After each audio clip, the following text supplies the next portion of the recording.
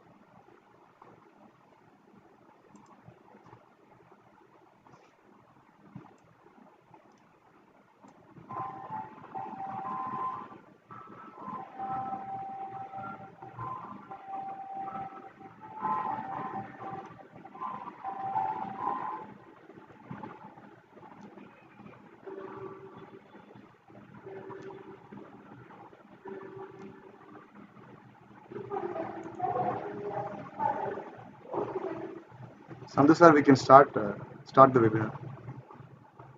Sandhu sir.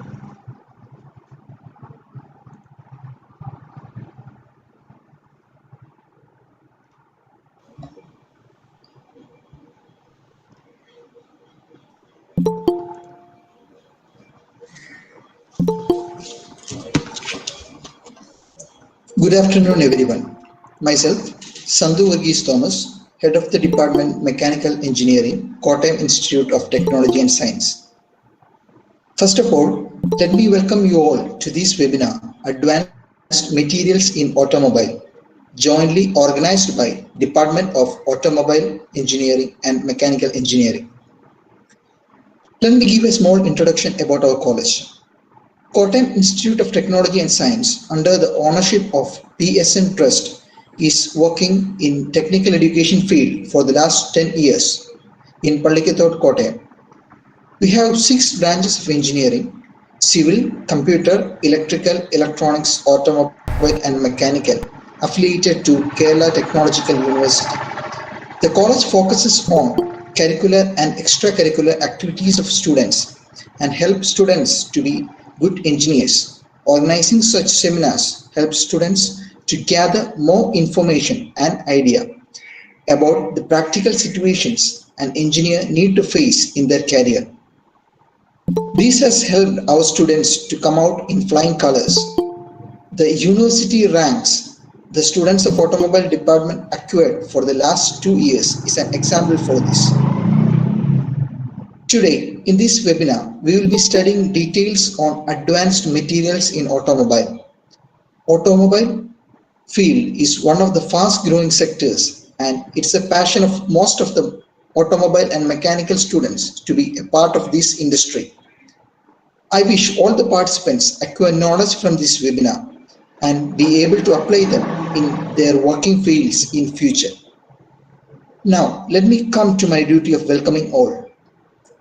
I take this opportunity to welcome our spokesperson, Dr. Rama, Principal Scientist, Analytical Characterization Expert.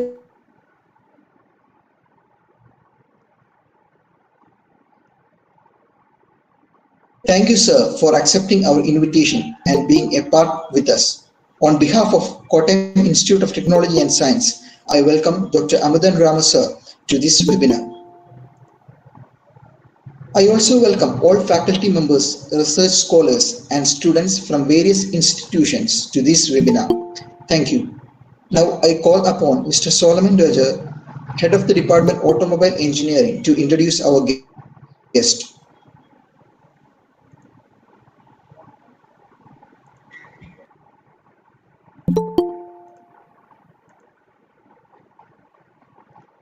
It's an honor and privilege for me to introduce our chief guest and our speaker, Dr. Amudan Ramar. He has done his UG in American College, Madurai, and he has completed his PG in Tyagarajar College of Engineering, Madurai. Then he has done his PhD in EPFL, Switzerland. Then he has done his postdoc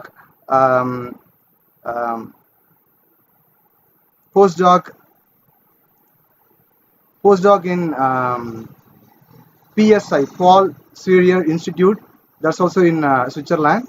and he has very good experience.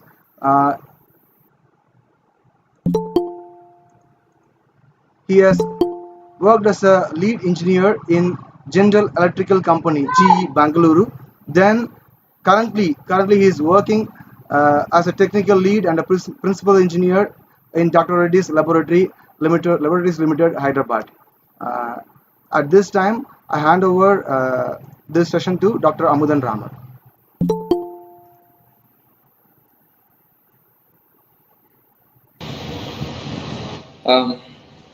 So, good afternoon, everyone. It's a pleasure for me to be here with you and join you this evening.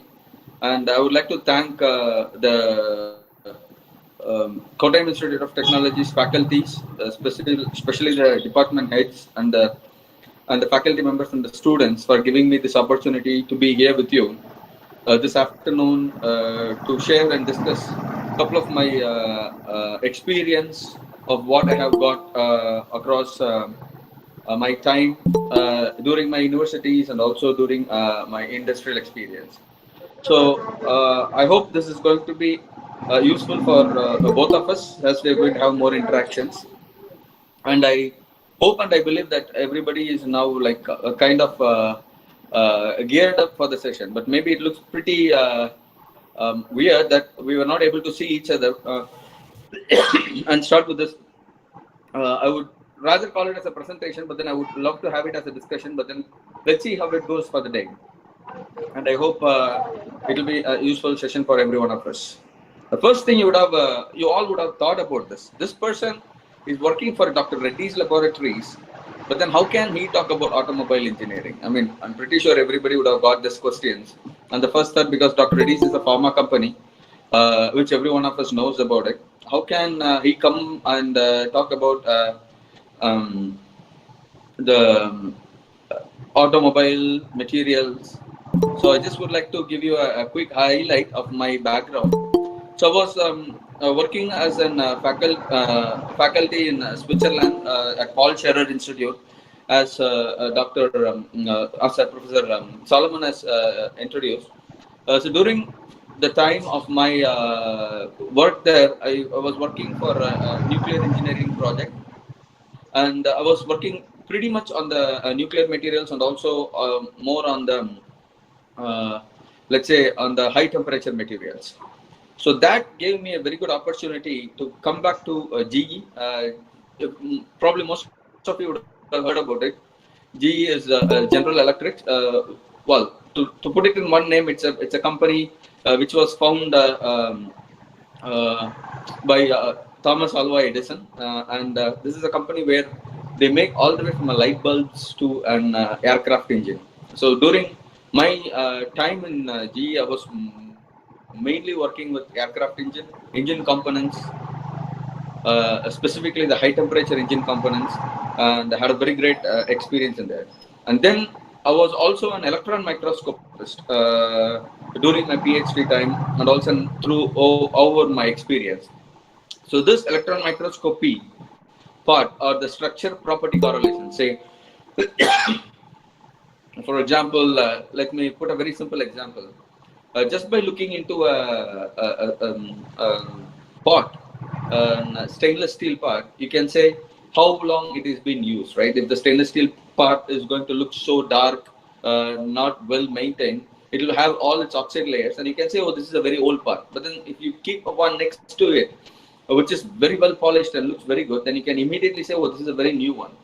And then you can say, okay, the new one has more life, while the old one has relatively lower life span when compared to the new one. So you see it, and then you say, okay, what it is like, how the properties is going to be. Or you take a stone, okay, so we have two different stones. You take a rock in your hand and you take a brick in your hand, and you know which one will break faster than the other. So we know that a brick is more porous than a rock. So as you smash it on the ground, it's going to break much more faster than a rock that is in your hand, which is not going to break that easily because you need to give more force.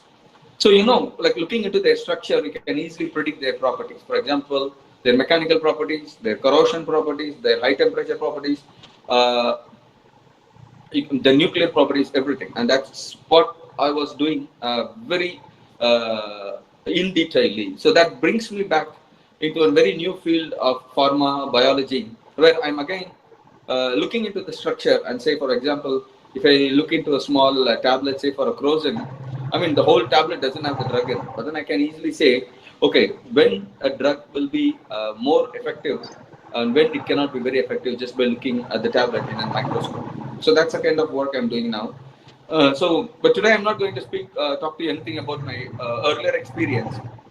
But today I'm going to concentrate on my earlier experience, what I gained during my period in Paul Scherrer Institute in Switzerland and with General Electrics in Bangalore. So let's move on. So can I present it now? Yes, sir. Yes, sir. You can start, sir. Yes, sir. You can present now. Sir, you can present now. Do you see my screen? Yes, sir. Okay. Thank you. So maybe what I will do, I will just come in this computer now.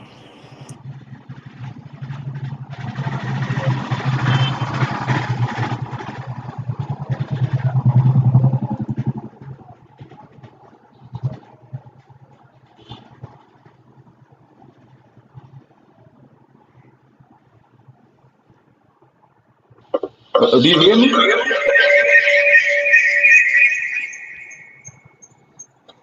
Yes, sir. Do you hear me? Yes, sir. We can hear you. Okay, thank you. Okay, thank you. So this is probably I'm not going to spend much time on the presentation. I would love to spend more time on discussion, but I would love to take you as fast as possible through information what we needed. So materials for power engines. For example, in these days, material plays a very vital role on what we are doing now. So, for example, we want a material which is long lasting, and we want a material which is very cheap in nature, right?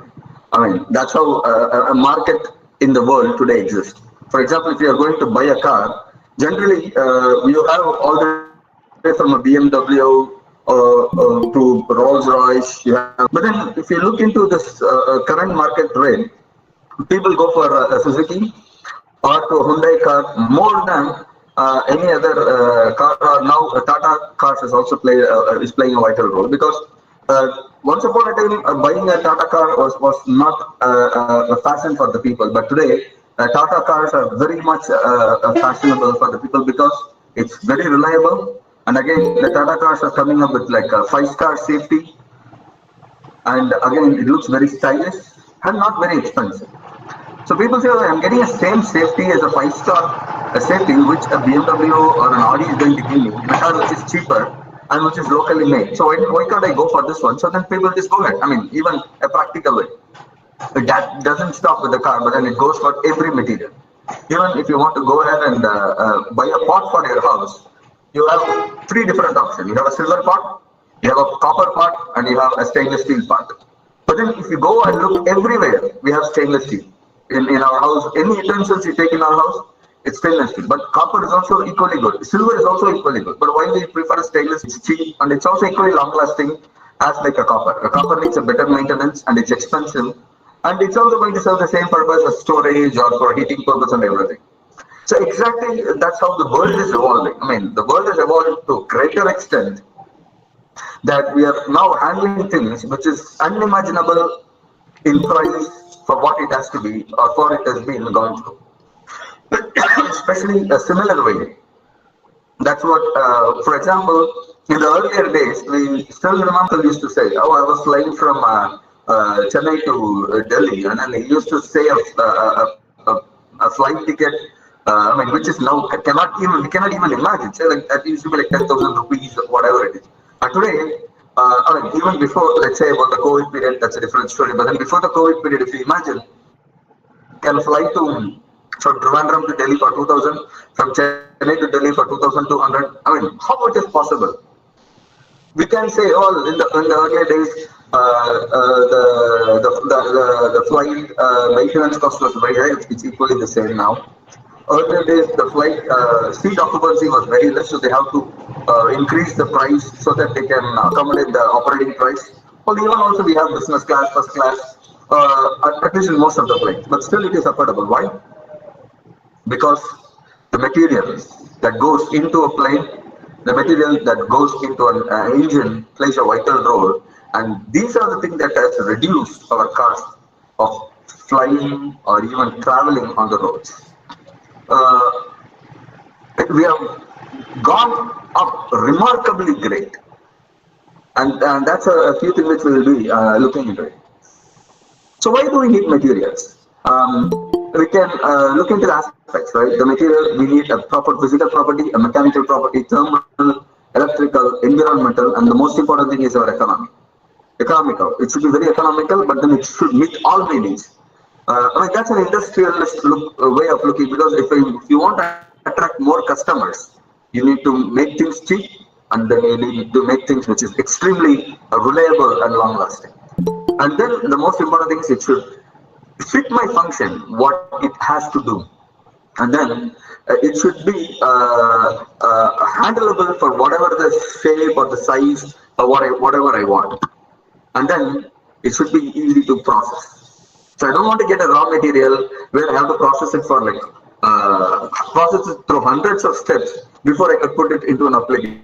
So I want a raw material where I can process it very easily and then put it into an application for, let's say, about within less than 24 hours. So that's a mindset we just keep going. So if you look into an engineering materials, it's broadly now classified into four parts: metals, plastics, ceramics, oxides, and composites. In metals, we have two types, which is ferrous and non-ferrous, and then we have amorphous materials. Ferrous, it's everything on iron-based materials like steels and etc. Non-ferrous, everything other than an iron-based materials is coming under a non-ferrous material. Similarly, we have in plastics, we have three sets, which is thermoplastics, thermosets. So ceramics, we have oxides, you have nitrides, you have carbides, you have glasses, ceramics, graphite, I mean, which is one of the most, or you can say carbon-based material. For example, if you have any time, just go ahead and type it in the internet, called C60, C60, or you can even type it as a buckyball. I mean, it's one of the a marvelous material. A material, it's extremely light, but then extremely strong. It's a really, I think I'm pretty sure someday one of the scientists even got a Nobel Prize for it, and then for that application we are going to see a huge immense things. And composites, the reinforced plastics, metal matrix, ceramic matrix, laminates, etc. So we have so many things that also is going to play a vital role. So this is exactly what we have been seeing. We know about alloys. Alloys is nothing but mix of 2-3 metals to make one compound metal, which we can call it as an alloy. So each type of mix of alloy with different ratios gives different kind of properties, and that's one of the key material we are going to see today. And of course, why we choose a material? There are three different aspects: mainly the mechanical, the physical, and the chemical properties. Right, mechanical properties, I'm pretty sure everybody would have done all these tests. For example, tensile, compression, you would have done creep, fatigue, and we also look for the elasticity of the material, the ductility of the material, the toughness, the hardness, and the strength. And at the same time, what if it meets the mechanical properties, it should also meet my physical density in terms of the physical, specific heat, melting and boiling point, thermal expansion and conductivity, electrical and magnetic properties. And chemical properties even more important, because it depends upon the environmental condition. I want the oxidational properties, corrosion, flammability, toxicity. So every properties of the material comes into play. Well, maybe probably I'll just skip this one. So today we are going to look specifically at the jet engine and its magic materials. Many of us would have flew on a plane, we would have seen a plane, and you know that, right? The once a plane crosses you, probably it will be like about at least about a kilometer away from us, but we still be able to hear the engine noise. Imagine the amount of engine, the noise that the engine is making. So if we have, so just now imagine there's a huge noise. And if you make a material with very light, if you make the engine with a very light material, imagine how long that can last. It's going to be really a very limited time material, right? Imagine the engine is making huge noise, so you're placing so much of isolation and make it a very heavy engine. And probably in a plane that can fly 10,000 kilometers, because of your adding weight into it, you'll be like reducing their mileage or the flying distance by say about 30% to 40%. So again, material, because my life is going to be restricted. I cannot go with very heavy material because my coverage, distance coverage is going to be limited, and then my fuel economy is going. It's limited. For example, if you buy an Innova car, you get a mileage of 11 kilometers. But then, for example, if you go ahead and buy a Maruti Ertiga, where again I can have 8 people sitting around in it, driving for a long distance, it's going to serve the same purpose, and I'm getting a better mileage and having a cheaper maintenance. Probably the engine is not as powerful as Innova, which is a 2.2 liter, whereas in Maruti I'm getting just 1.5 liter with less power. It serves my purpose. I'm okay with it. I just go for it because my maintenance cost is low. So exactly similar thing comes into any jet engines. For example, I'm going and sitting with our interesting people of Dr. Reddy's, interesting people of Jet Airways, and then I'm sitting with them, or Indian Airlines. I'm going to tell them, you know what, I have a greatest jet engine. It's very good, very strong, very sturdy. The engine lasts for like 100 years. So that's a great thing. And then, so if I do a fuel, full fuel, so what is distance I can fly? I'm saying that, you know what, you can go all the way up to 4,000 to 5,000 kilometers non-stop. It's absolutely great. And I'm having another competitor sitting next to me. You know what? Take everything, whatever is also there in my engine.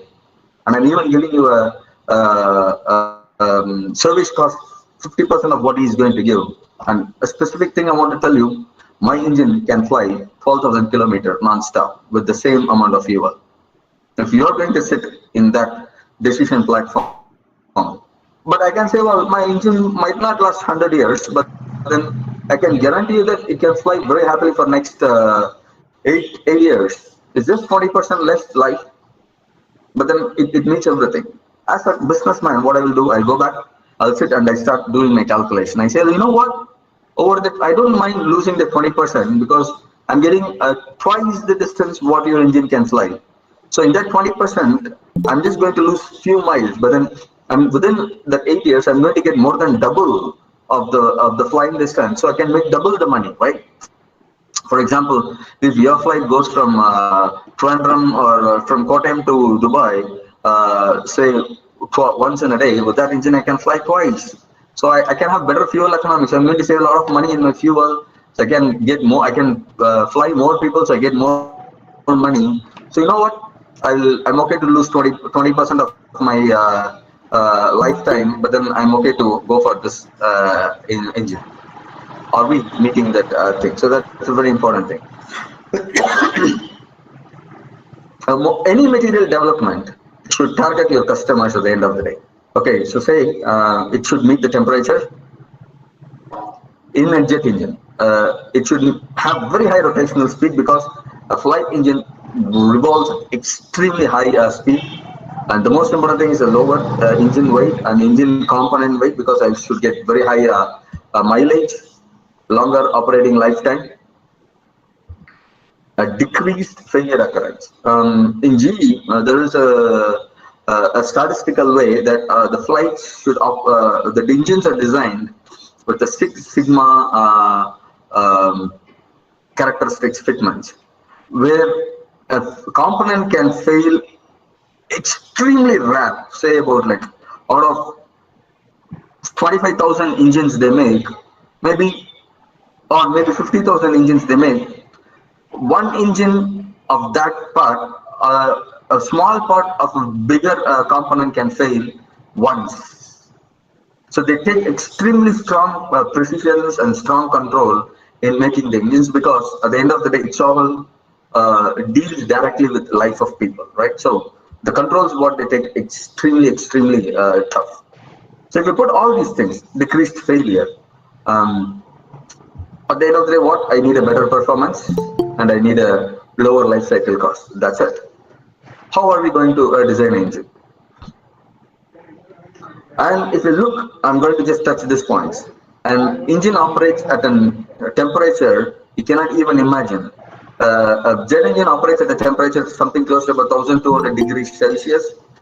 And if you imagine most of the material in our periodic table hits pretty much close to 0.8 of that melting temperature. So near melting point, materials will be operating in a jet engine.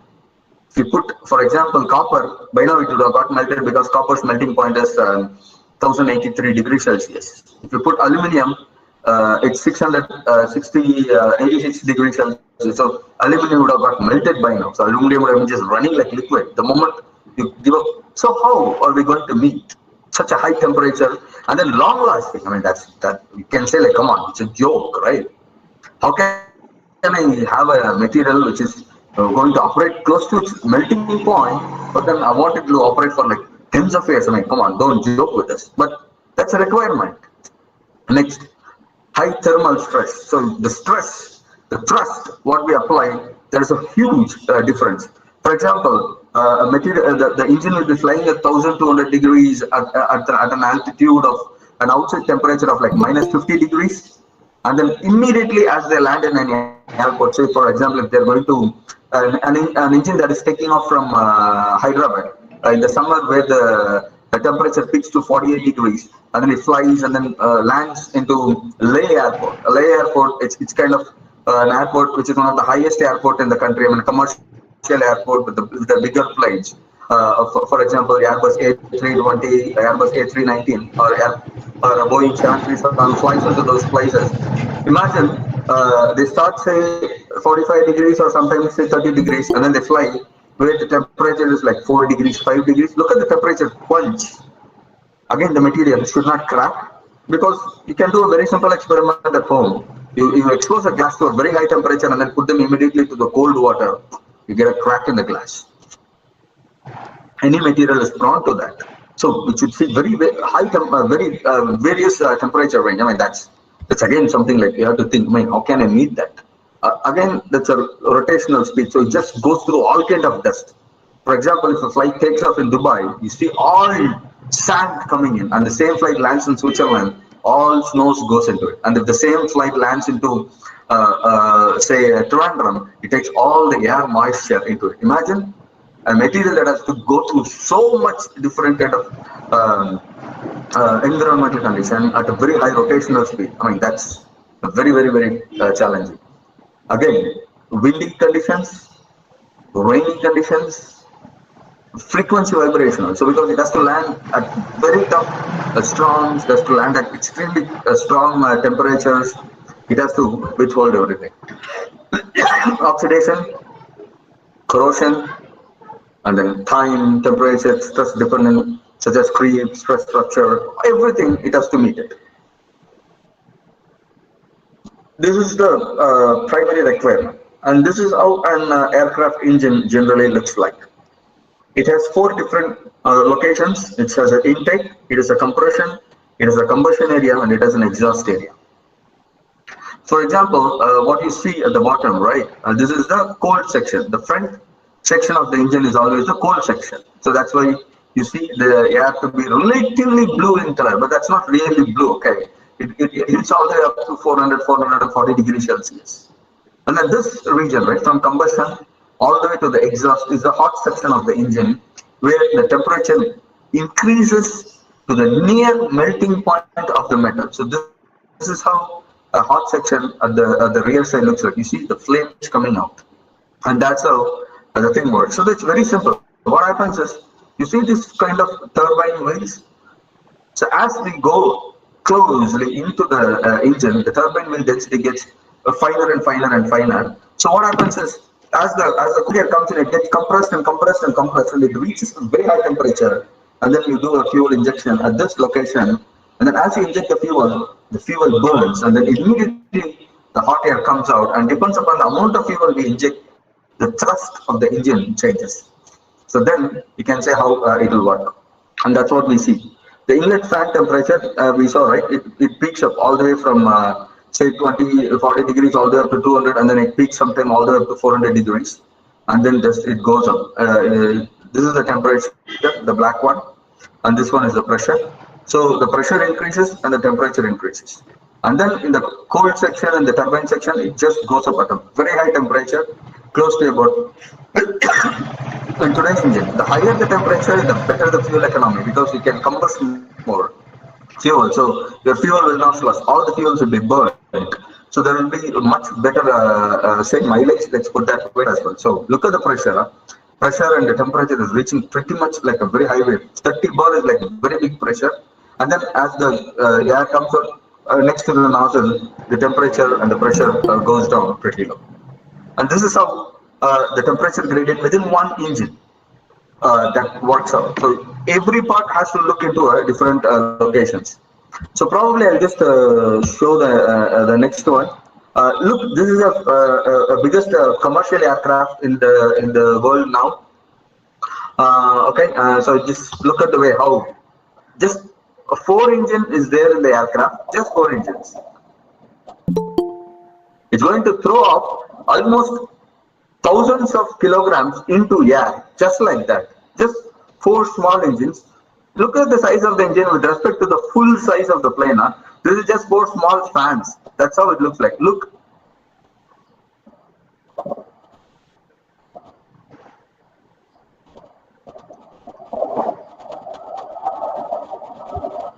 Okay, this small 4 tubes or 4 fans has to put thousands of kilograms into the air.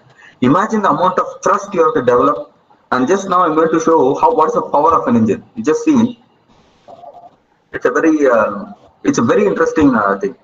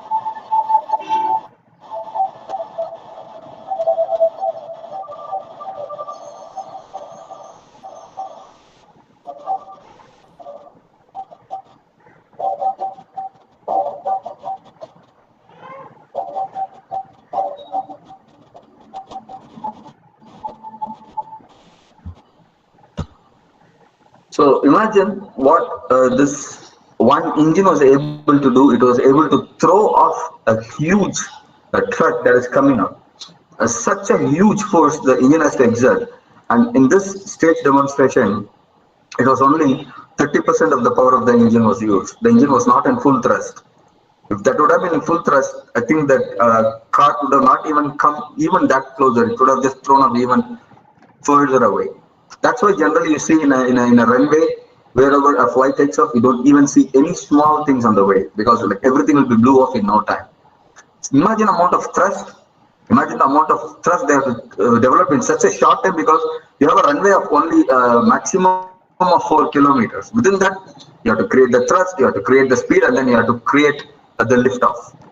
3 things has to happen. So this small 4 engines has to work very hardly to do that, and that's why different types of material goes into the engine so that they all combine together and works. For example, in this particular image, you see a different kind of colors you see in here, and then each color corresponds to different type of materials. For example, the blue one corresponds to the titanium, and the orange one corresponds to steels. The green ones you see in here, it corresponds to the composite, and the red one, it comes in here for which is from the nickel based material. So the cold section we have this inlet fan, compressor, casing. In the hot section we have this combustor, we have the turbine outlet. We generally have this high strength steel, high stiffness and low weight steels and materials such as like titanium alloys, aluminum alloys and polymer composites and titanium intermetallics and compound. So these are the things what we do in here. Okay, so probably this I will skip.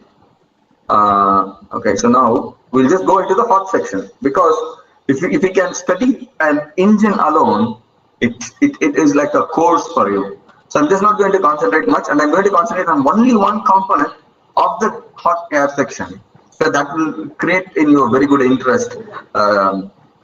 In a hot section, see the temperature is going to be like thousands of degrees. So you need very high strength and also high creep.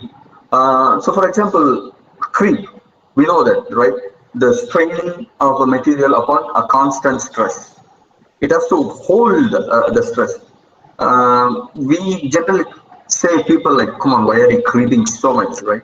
Because these people, like, whenever they get upset, they start to creep about others, and they can creep for long until like the whole people in the surroundings get irritated, but still they'll be creeping. And we need such a kind of a strong characteristics material here. It should, whatever the condition it is hot, it is cold, it is high in stress, it is high in thrust, it is high in pressure, I'll just keep on holding my strength upon all constant application of all these things. And then it should not get oxidized or it should not get corroded, and that's very, very important. And it should be very low weight. How can we meet it? And when we talk about the high temperature, as I was telling, right, the creep becomes a very important factor. No material can withstand such a high creep. See, we are just, as I was telling, for steel we are reaching about 0.9 times of the melting point. For aluminum, it's beyond its melting point. For titanium, it's almost like 0.7. So we cannot use normal material what we know for ourselves. Say steel, no. Aluminum, no. Titanium, no. Okay, so how are we going to come up with a new material? That's a question which came into the mind of everyone who has been in the development. It has to be a completely unconventional, new, innovative material, and that's what we call it as a superalloys. Well, ceramics can also work.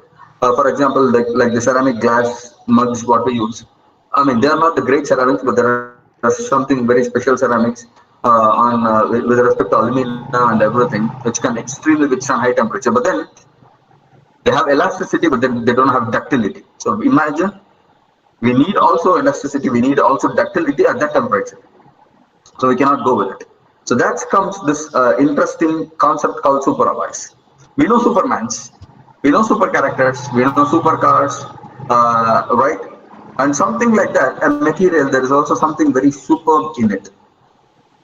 Let me put a very simple statement here. A superalloys is nothing but a material has relatively higher strength at a higher temperature and relatively a good strength at a lower temperature. Can you imagine? It is a very high. So for example, you are having a steel, it is about to melt, and you are just giving a tensile strength to the steel. How much strength do you need? You don't need anything. Just pull it by hand, it will break, right? But then when it is at a room temperature, you need like really a tensile stress machine with universal testing machine with a high load cell to pull them at a very strong strength to break it. But then once you increase, you don't need anything, you just need your hand to break it. But then this material, right, as it increases the temperature, it increases its mechanical properties. That's why we call them as a superalloys. Maybe I'll just take a quick pause here. Is anyone is having any questions as of now? Probably I just will also keep a time check. Any questions so far?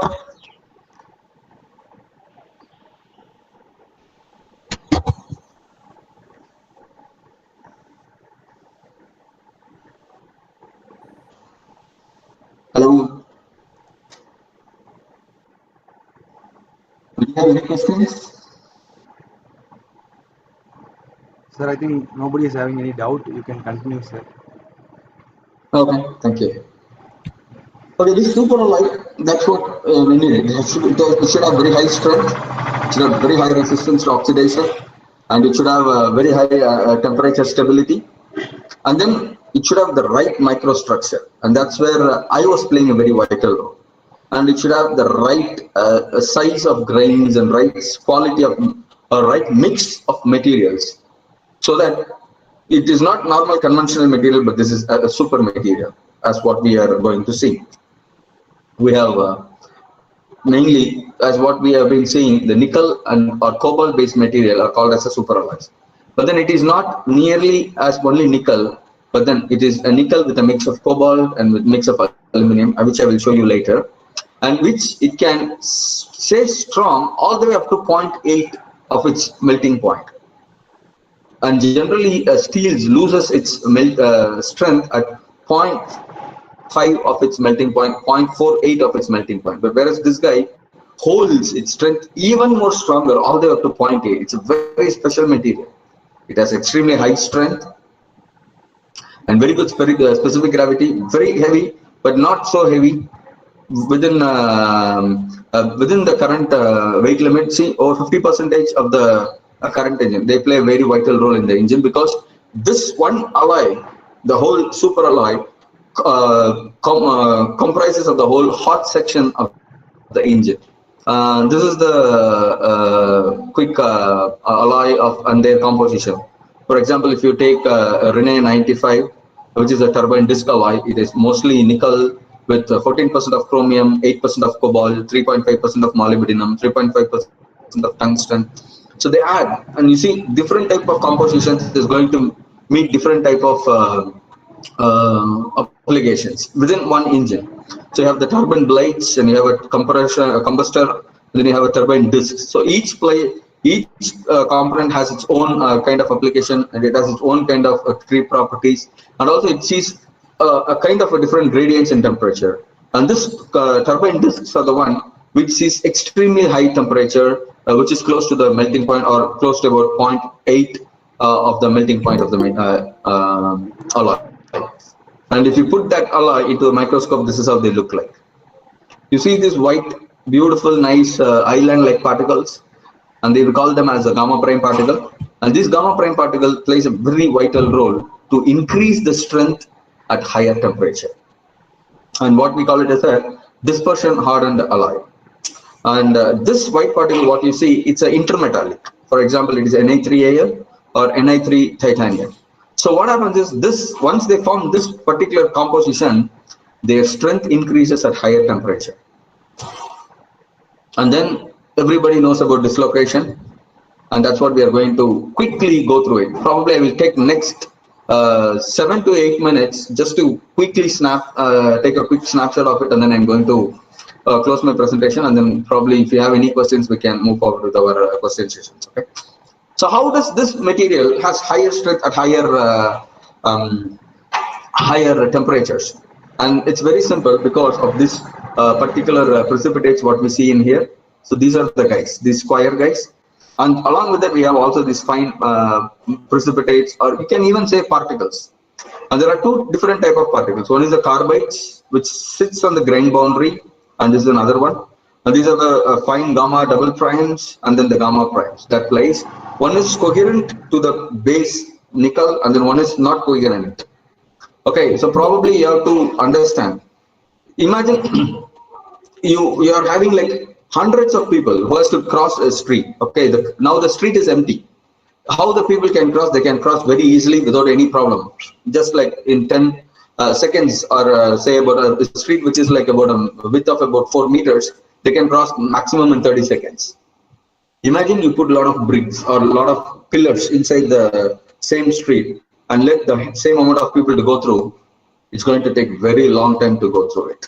And that's how this bricks, or we call it as a precipitate, that is going to play a vital role. Probably I will not go so deep into what comprises or what is the structure of this one, not to keep you bored. So I'll just go into it. This is what happened. That's this particular precipitate, this blocks, helps to maintain the creep property of the material. As the strain increases over time under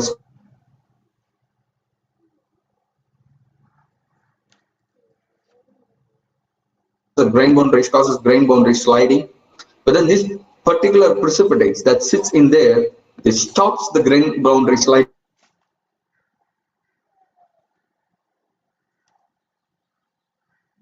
by eliminating the transverse grain boundary growth.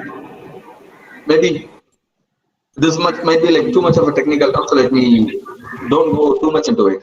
So these are the three kind of blades we can see in a normal aircraft. One is what we call it as a equiax, so it will have a lot of grains, and one is directionally solidified. So you'll have only one grain across one single direction. So you'll not have so many grains, but then this will be like a unit. There will be like grains, but then which will be sitting exactly parallel to each other on the growth of with respect to the length of the turbine blades.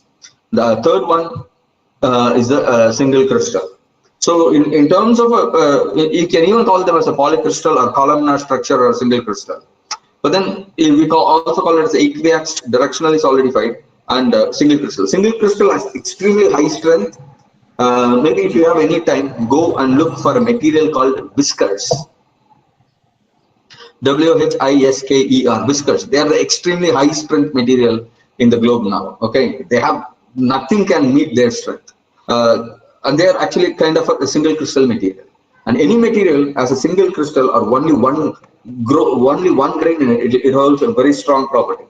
And then this directionally solidified will have a property, very good property in one direction, but then the opposite, the perpendicular direction property will not be as good as what it is supposed to be. The polycrystalline will have an average property across all directions. Okay, so that's how it is. And then we have to go something very clever on it, right? So in order not to have the material to meet the melting temperature, what we do is a ceramic coating on top of it.